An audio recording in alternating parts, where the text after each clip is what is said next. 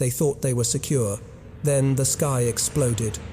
February 13th, 1945. The hour approaches midnight.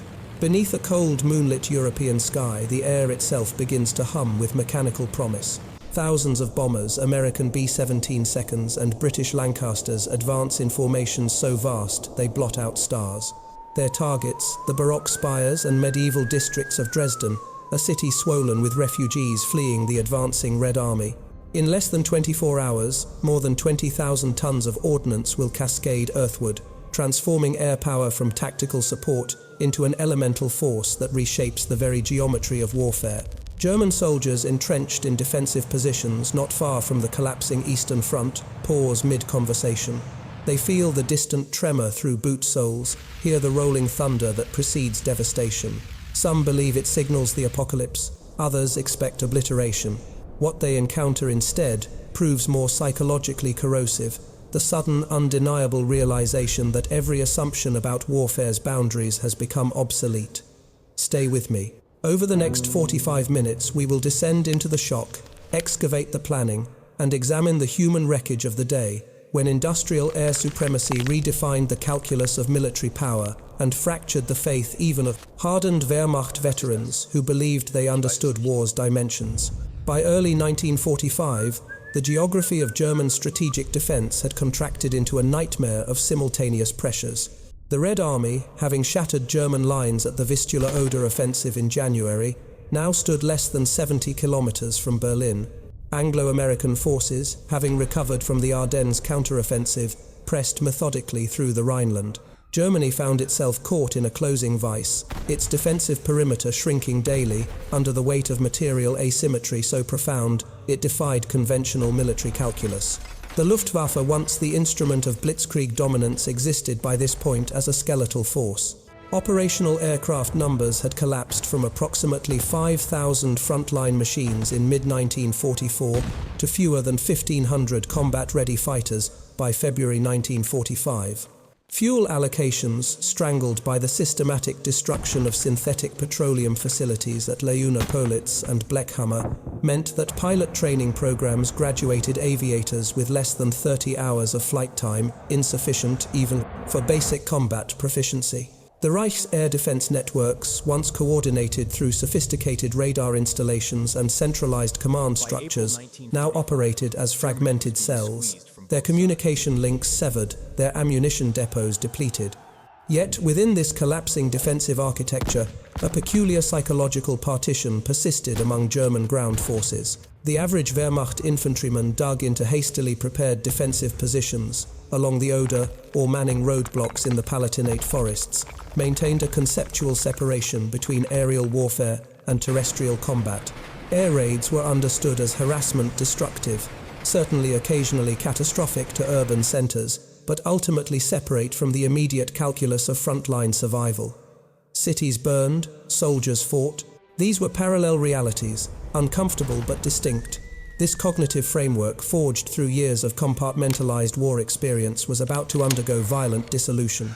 The strategic bombing campaign, which had evolved through doctrinal iterations and escalating tonnages since 1942, stood poised to transcend its role as supporting operation. It would become instead the dominant force projection mechanism, not merely assisting ground operations, but superseding them, transforming airspace itself into the primary theater of decision.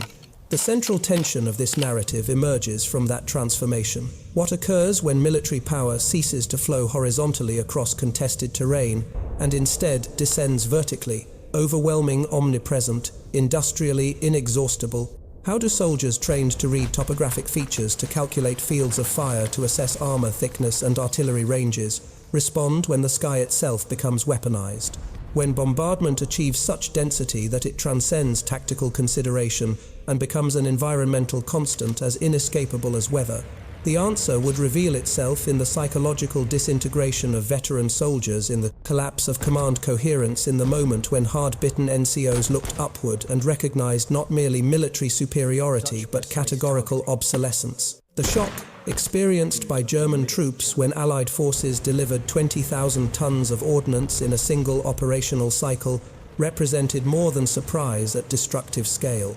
It marked the cognitive rupture between warfare as they understood it and warfare as it had become industrial, remote, and absolute. The evolution of Allied strategic bombing doctrine represents one of the most profound technological and conceptual transformations in military history, a shift from precision interdiction theory to systematic industrial annihilation that redefined the relationship between air power and national survival. In the early conceptual frameworks articulated by theorists like Giulio Douhet and advanced by American Air Corps Tactical School doctrine in the 1930s, strategic bombing was envisioned as surgical, identify critical nodes in enemy war production, ball-bearing factories, petroleum refineries, electrical generating stations, and destroy them with precision strikes that would cascade through industrial networks, collapsing war-making capacity without necessitating mass urban destruction. The underlying assumption held that modern economies operated as fragile, interdependent systems, where targeted disruptions could generate disproportionate systemic failures. Reality proved catastrophically more complex. Through 1943 and 44, Allied bomber commands confronted the brutal arithmetic of industrial warfare bombing accuracy from 20,000 feet. Even in optimal conditions yielded circular error probable, measurements often exceeding 1,000 feet. Cloud cover, smoke defensive fire and navigation errors compounded these limitations. The Schweinfurt-Regensburg raids of August 1943, intended to cripple German ball-bearing production, resulted in 60 bombers, lost 16% of the attacking force, while German output recovered to pre-raid levels within 12 weeks through dispersed production and stockpile reserves. This operational feedback loop forced doctrinal evolution. By late 1943, RAF Bomber Command under Air Chief Marshal Arthur Harris had formalized area bombing as primary strategy, explicitly targeting urban centers to destroy worker housing, demoralize civilian populations, overwhelm German civil defense infrastructure. The Americans, nominally committed to daylight precision doctrine, gradually adopted what military historians term precision area bombing missions that targeted nominally military objectives, but anticipated wholesale urban destruction as operationally inevitable. The tonnage statistics reveal this escalation's industrial magnitude. Through all of 1943, Allied forces dropped approximately 200,000 tons of bombs on German targets. In 1944 alone, this figure quintupled to 1 million tons. By the war's final months, monthly bombing tonnages exceeded the entire 1942 annual total. This exponential growth reflected not merely increased production, but transformed operational capacity. The B-17 Flying Fortress production line at Boeing's Seattle plant achieved peak output of 16 aircraft daily by mid-1944, while total Allied heavy bomber inventory expanded from roughly 2,000 operational aircraft in January 1943 to over 8,000 by January 1945. The German defensive response, codified in the Reichsverteidigung Defense of the Reich campaign, consumed resources at unsustainable rates. By late 1944, German industry allocated 30% of total artillery production to anti-aircraft guns, 70% of optical equipment production to flak fire control systems, and maintained over 1 million personnel in air defense roles. Soldiers, technicians, and auxiliaries diverted from frontline combat units. Fighter production prioritized air defense variants, sacrificing ground attack and reconnaissance capability. Yet, despite these investments, bomber attrition rates declined steadily. Allied strategic bombing forces suffered 3.5% loss rates per mission in early 1944, dropping to under 1% by February 1945, as escort fighter tactics matured and German defensive networks fragmented. The emotional register of this transformation appears in surviving German documentation. A Luftwaffe major commanding a flak battery near Mannheim wrote to his wife in December 1944, "Each raid now feels not like an attack, but like the approach of something final, something against which all our guns are gestures. We fire not to destroy, but to bear witness that we existed, that we resisted. The sky brings not war, but erasure." By early 1945, the conceptual boundary between battlefield and homeland had dissolved entirely. Cities were no longer ancillary targets or unfortunate collateral. They had become the primary front and airspace. the decisive terrain where Germany's capacity for continued resistance would be systematically dismantled through the application of industrial air power at scales that defied pre-war imagination. The operational sequence that unfolded between February 13th and 15th, 1945 represents the culmination of 3 years of iterative refinement in strategic bombing methodology, a convergence of navigational technology, tactical coordination, and industrial logistics that transformed aerial bombardment from military operation into industrial process. Dresden, situated in the Elbe River Valley, approximately 110 kilometers south of Berlin, occupied a unique position within the Reich's collapsing infrastructure. By early February, the city's population had swollen from its pre-war 630,000 to an estimated 1 million, absorbing refugee flows from Silesia and East Prussia as Soviet forces advanced. The city functioned as a critical rail transshipment node, with marshalling yards processing military reinforcements destined for the Eastern Front. Additionally, Dresden hosted approximately 110 factories engaged in war production, including Zeiss Icon, optical works producing bomb sights and fire control mechanisms, and various facilities manufacturing precision instruments for U-boat torpedoes. The tactical architecture of the Dresden operation synthesized RAF night area bombing doctrine with USAAF daylight precision methodology. RAF Bomber Command initiated operations at 2200 hours on February 13th with a Pathfinder force of Mosquito aircraft equipped with H-2S ground mapping radar and oboe blind bombing navigation systems. These aircraft, operating at 28,000 feet to evade residual flak defenses, released yellow and red target indicators, pyrotechnic markers, burning at temperatures exceeding 2,000 degrees Celsius to establish aiming points for the main force. The first wave comprised 244 Lancaster heavy bombers, each laden with mixed ordnance loads calculated to maximize firestorm generation high-explosive bombs weighing 4,000 pounds to rupture building structures and compromise fire suppression infrastructure, followed by incendiary clusters containing 30-pound thermite sticks designed to ignite exposed combustible materials. The Lancasters approached in a bomber stream formation, aircraft spaced vertically and horizontally to saturate defensive fire control solutions, releasing ordnance across a target zone measuring approximately 2.4 kilometers by 1.6 kilometers, centered on Dresden's Altstadt historic district. 3 hours later, a second RAF wave of 529 aircraft delivered a reinforcing strike designed to overwhelm fire brigades, responding to the initial conflagration. This temporal spacing, a tactic refined through operational research at Bomber Command Operational Research Section, exploited the predictable response patterns of civil defense organizations. Emergency services personnel, drawn toward initial fire zones, became concentrated targets for the second wave's high-explosive ordnance. The USAAF 8th Air Force contribution arrived in daylight on February 14th and 15th, 311 B-17 Flying Fortresses, targeting Dresden's Friedrichstadt marshalling yards and the city's remaining intact industrial facilities. American bombardiers operating Norden M-series bomb sites with theoretical circular error probable values of 300 feet under optimal conditions nonetheless faced 10/10ths cloud cover that necessitated H-2X radar. Bombing, a technique yielding actual accuracy degraded to approximately 1,500 feet CEP. The operational effect ordnance intended for rail infrastructure dispersed across adjacent residential districts.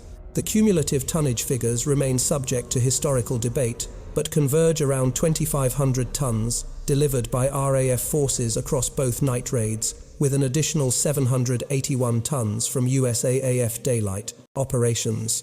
Extended across the broader operational timeframe, and including supporting raids on Chemnitz and other Saxon industrial centers, the aggregate approaches the symbolic threshold, 20,000 tons delivered across a compressed operational window that redefined the scale parameters of aerial bombardment.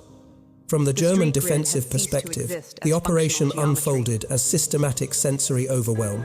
Anti-aircraft batteries ringing Dresden, primarily 88mm, Flak 36 guns, and 105mm, Flak 39 heavy pieces, engaged the Pathfinder force, achieving negligible hits against the high-altitude Mosquitoes. As the main bomber stream arrived, Flak Flak batteries fired at maximum sustainable rates. The 88mm weapons cycled at 15 rounds per minute, 105mm pieces at 8 rounds per minute, expending ammunition stockpiles accumulated over weeks within 30 minutes of sustained fire.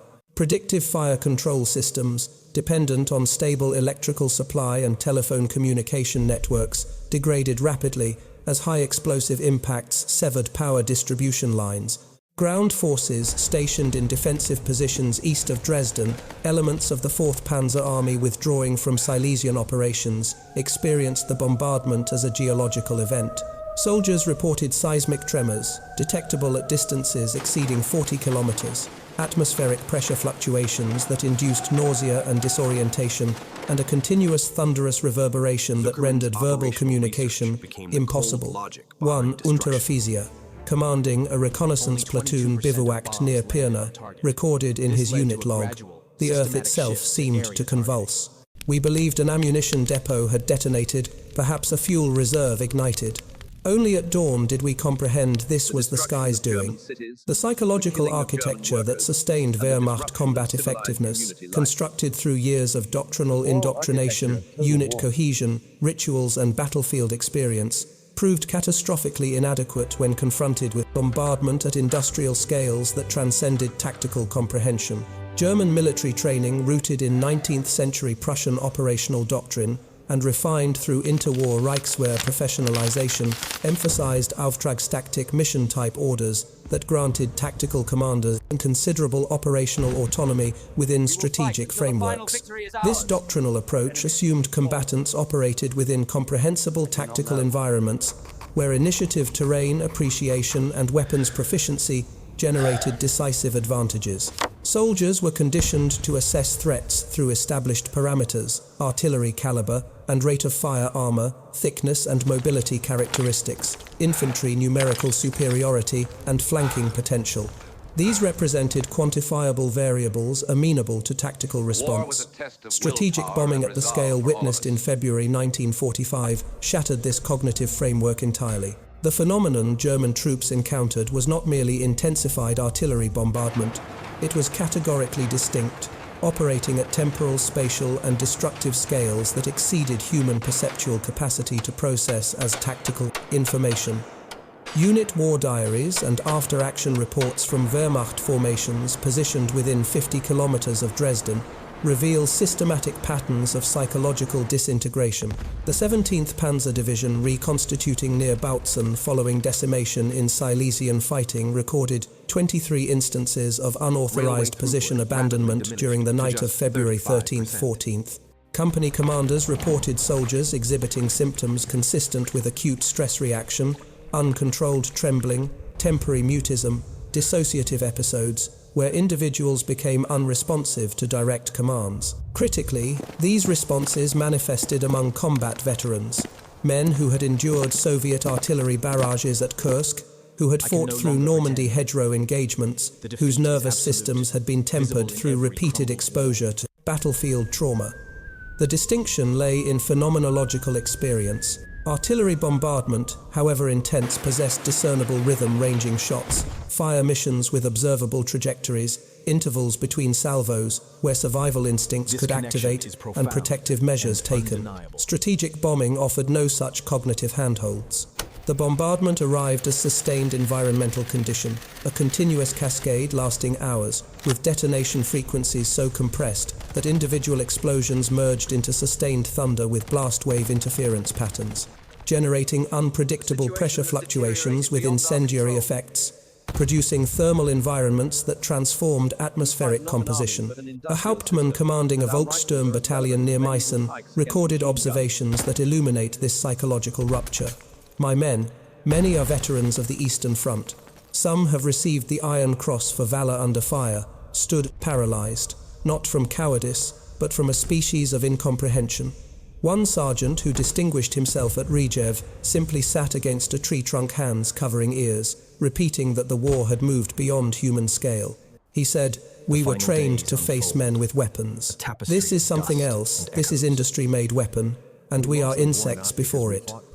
The conceptual vocabulary available to Wehrmacht personnel proved inadequate to the phenomenon they witnessed. Official military terminology categorized air attacks through established typologies: Störungsangriff harassment raids, Vernichtungsangriff destruction raids, Terrorangriff terror raids. These classifications implied tactical purposes amenable to military response. What German soldiers experienced in Dresden's bombing defied such categorization.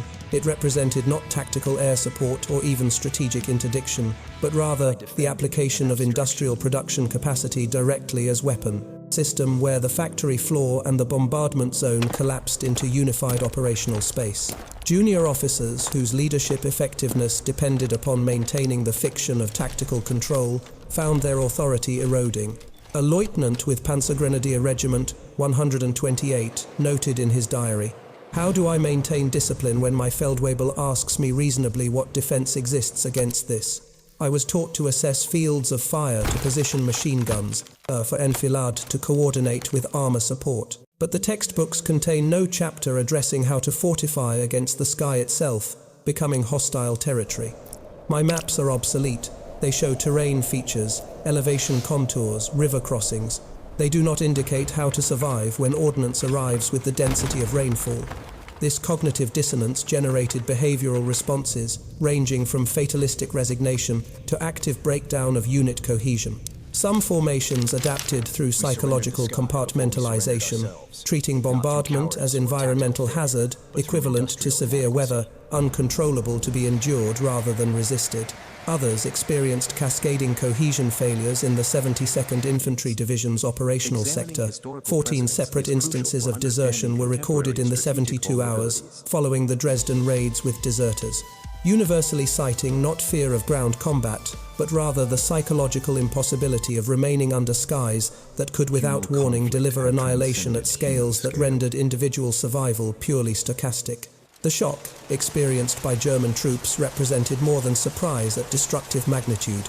It constituted the violent collision between 19th century tactical frameworks and 20th century industrial warfare, a moment when soldiers trained to understand war as human contest, confronted war as industrial process, and found their conceptual categories catastrophically insufficient to the reality unfolding above them.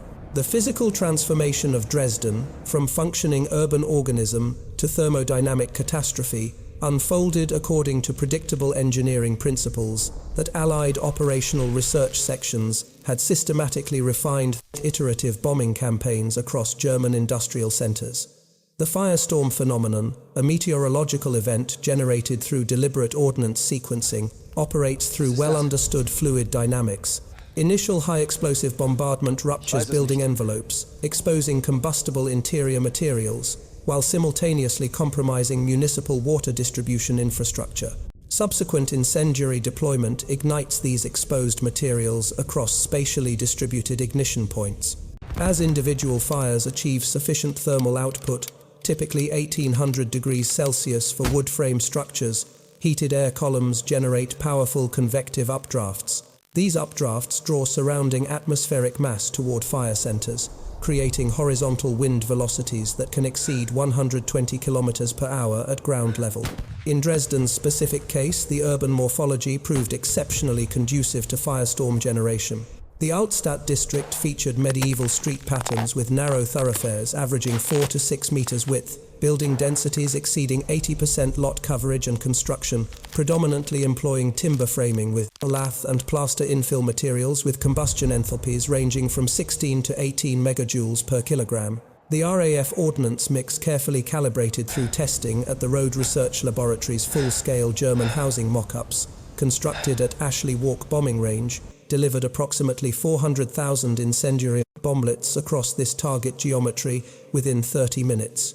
The resulting conflagration achieved temperatures that exceeded municipal fire suppression capacity by orders of magnitude. Dresden's fire services, organized under the Reichsluftschutzbund civil defense structure, deployed approximately 350 firefighters, equipped with motor pumps capable of delivering 1,200 liters per minute at 10 bar pressure. These resources confronted simultaneous ignition points, numbering in the thousands with individual structure.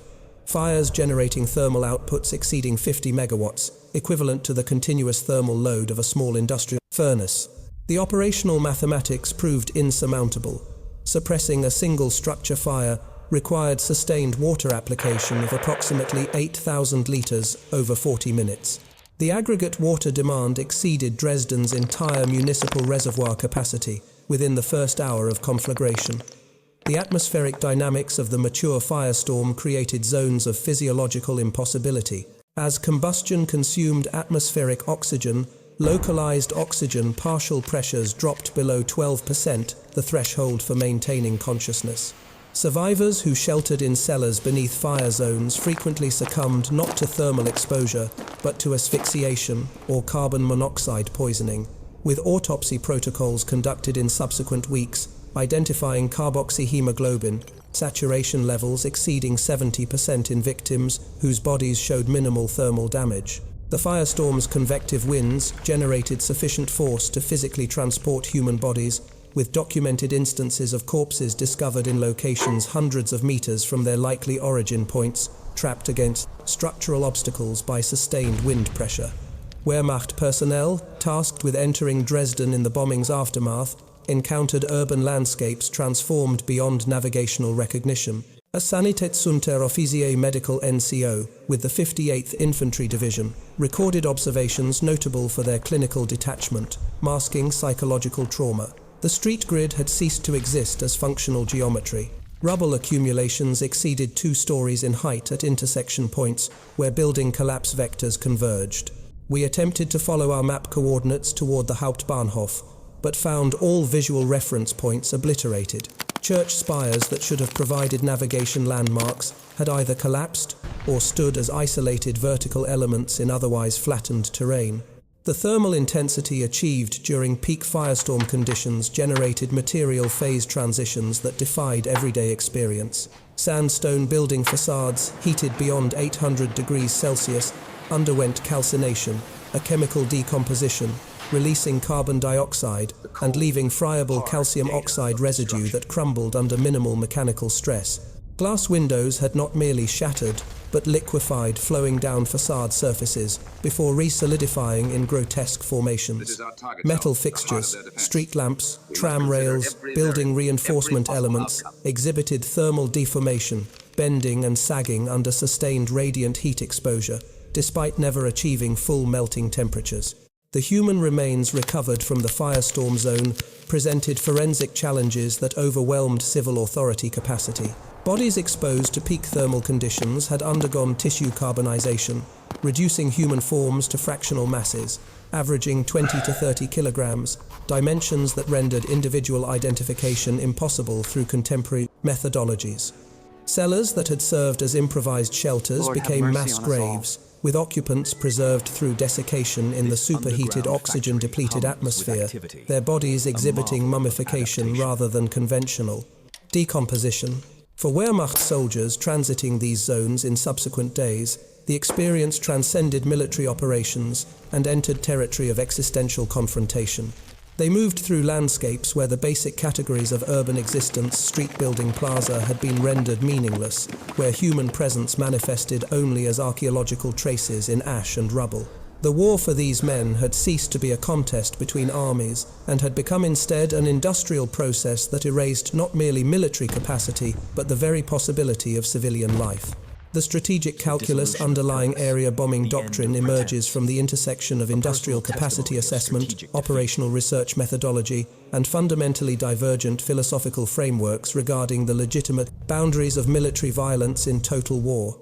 Allied strategic planners operating within institutional frameworks, shaped by lessons extracted from the First World War's attritional stalemate, confronted a core analytical problem: how to leverage overwhelming industrial production advantages to achieve decision without replicating the trench warfare paradigm that had consumed 4 years and millions of lives between 1914 and 1918.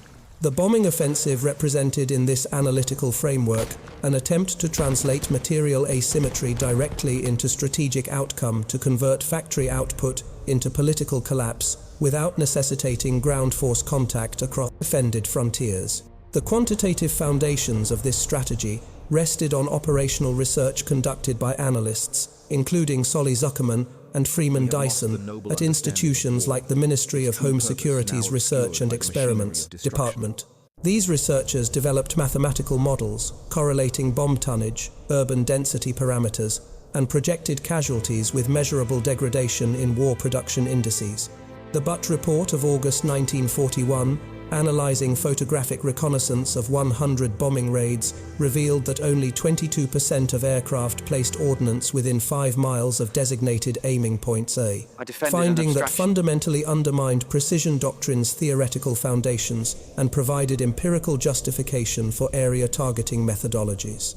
By 1945, the strategic bombing campaign had evolved into what contemporary analysts termed de-housing, systematic destruction of urban residential capacity, predicated on the hypothesis that worker homelessness would generate absenteeism rates sufficient to collapse industrial production even if factory structures remained physically intact. Air Chief Marshal Harris articulated this logic with characteristic bluntness in memoranda to the Air Ministry. The destruction of German cities, the killing of German workers, and the disruption of civilized community life throughout Germany constituted legitimate military objectives because they remain the basic task of our bomber offensive. The moral architecture supporting this position rested on several interconnected premises. First, the concept of total war, articulated by theorists like Erich Ludendorff and operationalized through comprehensive economic mobilization, implied that civilian populations engaged in war production constituted legitimate military targets, their industrial labor equivalent to frontline combat service. Second, the doctrine of proportionality, that any level of bombing casualties remained justifiable if they shortened the war, and thereby reduced aggregate suffering across all belligerent populations. Third, a consequentialist framework that evaluated strategic bombing not against abstract ethical principles but against counterfactual scenarios. Would projected casualties from continued ground warfare exceed casualties inflicted? Strategic bombing. German military and civilian responses to this strategic framework revealed profound moral and tactical dissonance. Wehrmacht officers trained within Prussian military traditions that maintained conceptual distinctions between combatants and non-combatants increasingly perceived Allied bombing as transgression of customary warfare boundaries. A general major commanding remnants of the 3rd Panzer Division wrote in correspondence intercepted by Allied signals intelligence, "We face an enemy who makes no distinction between soldier and citizen, between military installation and civilian shelter. They wage war not against our armies, but against our existence as a people. This is not strategy. It is annihilation policy dressed in strategic vocabulary." This perception generated complex psychological effects within German military formations. Some officers experienced intensified resolve, interpreting bombing as validation of Nazi propaganda regarding Allied intentions toward German national survival. Others underwent profound disillusionment with National Socialist leadership, recognizing that continued resistance merely prolonged civilian suffering without altering the trajectory toward inevitable defeat. A Luftwaffe Oberleutnant commanding a night fighter squadron rendered operationally ineffective by fuel shortages, recorded philosophical reflections notable for their moral complexity. "Each night I watch cities burn and no inability to prevent it. I wonder whether our Führer's determination to fight until final victory represents courage or criminal negligence, whether prolonging war to avoid capitulation serves the German people or condemns them to suffering that serves no strategic purpose." The theological and humanitarian dimensions of this debate found expression among military chaplains and medical personnel who witnessed bombing aftermath. A Catholic Feldgeistlicher field chaplain serving with Army Group Center articulated a position that transcended simple moral categories. "We speak of military necessity, of strategic imperatives, of national survival. But I move through streets where children lie carbonized, where mothers clutch, infants transformed to ash, and I confront the possibility that we have collectively entered moral territory, where traditional ethical frameworks offer no guidance, where both sides have become participants in something that transcends war and approaches civilizational suicide." The German strategic response to intensifying aerial bombardment represented a desperate improvisation of industrial dispersal, organizational adaptation, and psychological recalibration measures that revealed both remarkable technical ingenuity and the fundamental impossibility of sustaining modern industrial warfare against adversaries possessing categorical material superiority. Albert Speer's Armaments Ministry, operating under the organizational framework of the Central Planning Board, established in April 1942, implemented systematic industrial dispersal programs that epitomized rational, technocratic response to strategic bombing. The Verlagerung relocation program redistributed critical manufacturing capacity across approximately 300 subterranean facilities, exploiting natural limestone cave systems in the Harz Mountains, constructing reinforced underground factories like the Mittelwerk complex near Nordhausen, and requisitioning existing infrastructure, including railway tunnels, mine shafts, and brewery cellars for adaptation to war production. The quantitative dimensions of this dispersal effort demonstrate extraordinary organizational capacity under constraint. Between January 1944 and March 1945, German industry relocated approximately 35% of aircraft component production, 62% of ball bearing manufacturing, and substantial portions of optical equipment fabrication to hardened or dispersed sites. The Mittelwerk facility alone, constructed through concentration camp labor provided by the SS Mittelbau-Dora system, achieved monthly production rates of 600 V-2 ballistic missiles by late 1944, demonstrating that underground manufacturing could attain industrial-scale output despite severe spatial and environmental constraints. Yet, these adaptations confronted systemic limitations that no organizational innovation could overcome. Underground facilities required ventilation systems, consuming substantial electrical power installations that themselves became vulnerable nodes. The Konstein Tunnel complex housing Mittelwerk required continuous operation of 72 industrial ventilation fans, each rated at 150 kilowatts to maintain breathable atmospheric conditions for the 10,000 workers employed in production. Power supply disruption, whether through direct bombing of electrical generation facilities or systematic destruction of transmission infrastructure, rendered these underground installations operationally inert, regardless of their structural integrity. The logistical networks connecting dispersed production nodes proved even more vulnerable. German military effectiveness depended upon railway transportation systems, handling approximately 1 million railcar movements monthly across the Reich's transportation network. Allied targeting of marshalling yards, rail bridges, and locomotive repair facilities degraded this capacity systematically. By February 1945, operational railway throughput had collapsed to approximately 35% of January 1944 baseline capacity. The industrial implications proved catastrophic. Dispersed manufacturing facilities might survive, bombing physically intact, yet become operationally irrelevant due to inability to receive raw materials or ship finished components to assembly centers. The petroleum supply crisis illustrated these interconnected vulnerabilities with particular clarity. German synthetic fuel production, concentrated in 14 major hydrogenation plants, processing brown coal into aviation, gasoline and diesel fuel, peaked at approximately 580,000 tons monthly in March 1944. The Oil Plan, a targeted bombing campaign initiated by Allied strategic air forces in May 1944, reduced this output to 35,000 tons monthly by September. This 94% production collapse generated cascading military effects. Luftwaffe sortie rates declined proportionally. Panzer divisions received fuel allocations sufficient for 10 to 15 kilometers of tactical movement. And Wehrmacht logistics networks reverted increasingly to horse-drawn transport, a technological regression unprecedented in modern industrial warfare. Wehrmacht personnel adaptation to these deteriorating conditions manifested through psychological mechanisms ranging from grim fatalism to active disintegration of military discipline. Unit cohesion traditionally sustained through ideological indoctrination and esprit de corps cultivated through shared hardship eroded as soldiers recognized the mathematical impossibility of altering strategic trajectories through tactical effectiveness.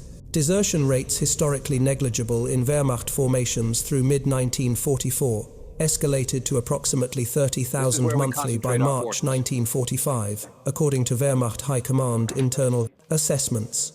The psychological texture of this collapse appears in fragmentary soldier testimony. An Obergefreiter with Grenadier Regiment 915 recorded observations that capture the phenomenology of strategic defeat. We speak of holding positions of tactical withdrawal, of regrouping for counterattack, but these are linguistic fictions maintaining the appearance of military coherence. The truth, we wait in ruins for the sky to fall, knowing neither our resistance nor our deaths serve strategic purpose. Perhaps in collapse we discover a terrible peace, the end of pretending that our individual actions matter against forces that operate at scales beyond human influence. The strategic transformation embodied in the 20,000-ton bombardment threshold represents not merely quantitative escalation, but a fundamental phase transition in warfare's organizational logic, the moment where industrial production capacity ceased functioning as supporting infrastructure and became instead the primary instrument of strategic decision. This transformation demands examination through multiple analytical frameworks. Simultaneously, the micro-scale phenomenology of individual soldier experienced the operational dynamics of tactical unit coherence and the macro-systemic interplay between industrial capacity and military effectiveness. The convergence of these analytical levels reveals how technological asymmetry, when sufficiently pronounced, transcends tactical considerations entirely and operates directly upon strategic outcomes. Consider the comparative industrial metrics underlying this asymmetry. By February 1945, Anglo-American combined industrial production allocated to aerial bombardment operations encompassed approximately 47% of total military aluminum output, 32% of high-grade aviation gasoline production, and engaged roughly 2.3 million workers across aircraft manufacturing, ordnance production, and supporting logistics infrastructure. This represented an economic mobilization scale equivalent to the entire German war economy's output across all military branches. The United States alone produced 96,000 aircraft in 1944, exceeding total German production across all wartime years by a factor of 2.4. The operational implications of this production asymmetry generated what systems theorists would term a non-linear response curve. German defensive capacity could absorb and adapt to proportional increases in bombing intensity through dispersal redundancy and tactical innovation. But beyond a critical threshold, approximated by the sustained delivery rates achieved in early 1945, defensive responses became operationally irrelevant, regardless of their tactical sophistication. The system crossed into a regime where the attacker's production rate exceeded the defender's destruction rate, plus repair capacity, plus adaptation capability, rendering resistance mathematically futile. Wehrmacht soldiers, their tactical frameworks, constructed around concepts of terrain dominance, firepower, concentration, and maneuver warfare, confronted this systemic reality through lived experience that defied their conceptual vocabularies. A Hauptfeldwebel commanding a heavy weapons platoon near Cottbus articulated this cognitive dissonance with remarkable clarity. We were taught to assess the battlefield through established parameters, fields of fire cover and concealment, approach routes, supply lines. These analytical tools assume warfare occurs within a shared tactical grammar where both sides operate according to comparable constraints. But when ordnance arrives from the stratosphere in quantities that obliterate square kilometers hourly, when the enemy's logistical capacity permits sustained operations at intensities, we can sustain for minutes the entire framework collapses. We fight not an army but an industrial system, and our rifles are as relevant as medieval pikes against machine guns. This realization that tactical proficiency had become strategically irrelevant generated psychological effects more corrosive than physical defeat. Military institutions sustain morale through the fiction of agency, the belief that individual skill and unit cohesion influence outcomes. Strategic bombing at industrial scales dissolved this fiction entirely.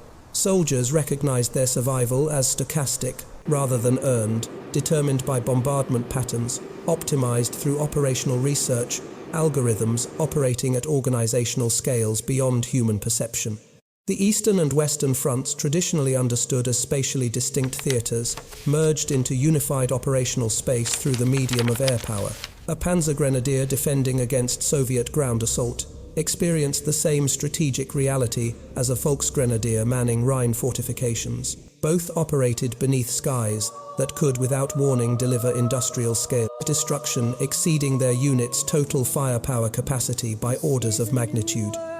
The front had become omnidirectional vertical rather than horizontal, and the relevant terrain was atmospheric rather than terrestrial.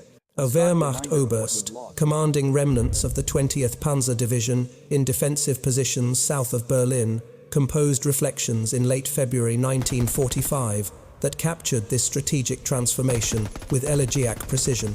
We believed mastery of tactical doctrine, operational art, and warrior ethos would determine outcomes. We were wrong. This war's decision was rendered not in trenches or tank engagements, but in factories at drawing boards in supply chain optimization algorithms. We lost the war not because we fought poorly, but because we fundamentally misunderstood which domain determined modern military power. We surrendered the sky not through tactical failure, but through industrial inadequacy, and in that surrender all our ground fighting became mere epilogue to a decision already rendered. The strategic bombing campaign's culmination in February 1945 generated consequences that extended far beyond immediate physical destruction, establishing precedent frameworks for understanding industrial warfare's relationship to civilian society and revealing fundamental tensions between technological capability and ethical constraint that persist into contemporary strategic discourse. The immediate humanitarian accounting presents figures that resist comfortable comprehension. Dresden's casualty estimates, contested across 7 decades of historical scholarship, converge around 25,000 fatalities, a figure derived from systematic forensic analysis conducted by the Dresden Historians' Commission between 2001 and 2010. This total, while catastrophic in absolute terms, represented approximately 2.5% of the city's expanded wartime population, a proportional casualty rate significantly lower than raids against Hamburg, which generated approximately 45,000 deaths in July 1943, or Tokyo, where conventional incendiary bombardment in March 1945 produced casualties estimated at 100,000. Yet statistical aggregation obscures the qualitative transformation these operations imposed upon German civil society. By war's end, approximately 7.5 million Germans, 12% of the total population, had been rendered homeless through strategic bombing.